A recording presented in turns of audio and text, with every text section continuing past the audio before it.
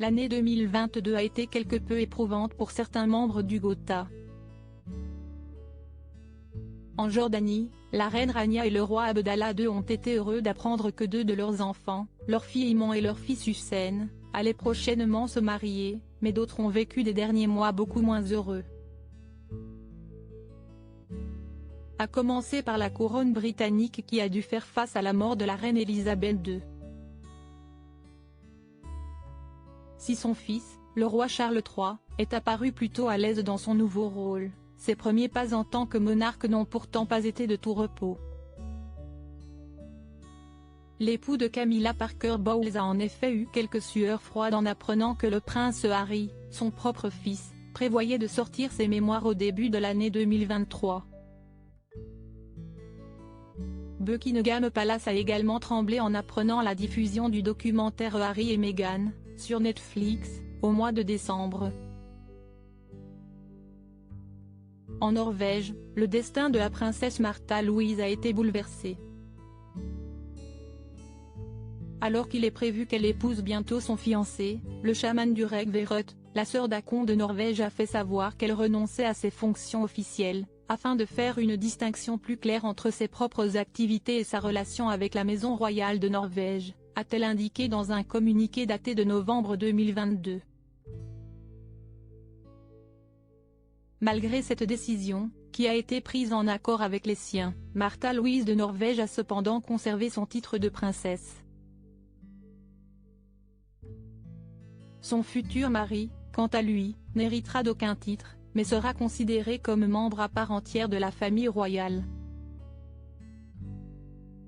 Le plus important pour la famille royale de Norvège étant de ne pas faire de vagues et d'éviter de se déchirer.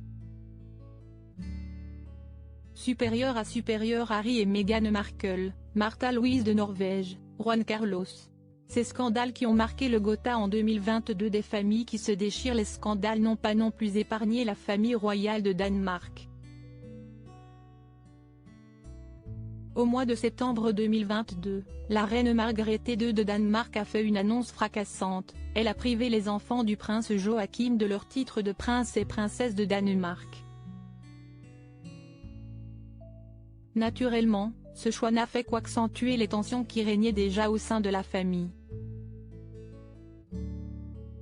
Malgré cette décision pour le moins radicale, la monarque a toutefois confirmé que ses petits-enfants conserveraient leur place dans l'ordre de succession au trône. 2 mois plus tard, la reine Margrethe II de Danemark a fait savoir qu'elle ne passerait pas Noël en famille, du moins pas avec ses fils. La souveraine se trouvera au château de Marselisborg à Aarhus, en compagnie de sa sœur Bénédicte, tandis que ses fils Joachim et Frédéric seront tous les deux à l'étranger. En résumé, la reine ne verra ni ses enfants, ni ses petits-enfants pour les fêtes de fin d'année. En Espagne, Juan Carlos s'est une nouvelle fois retrouvé au cœur de la polémique. Après 2 années d'exil aux Émirats arabes unis, le roi déchu a signé son grand retour dans son pays au mois de mai 2022.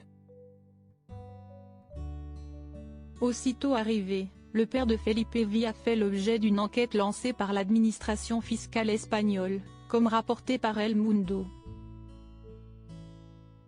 Selon nos confrères espagnols, le fils aurait demandé au roi déchu qu'il prouve l'origine des fonds grâce auxquels ont été payés les vols et le reste des dépenses associées à des parties de chasse auxquelles il a participé entre 2014 et 2018.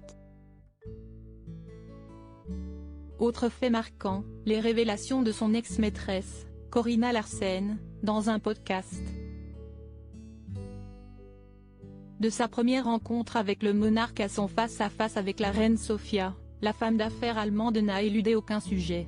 Découvrez notre résumé des scandales du Gotha de l'année 2022 dans notre diaporama.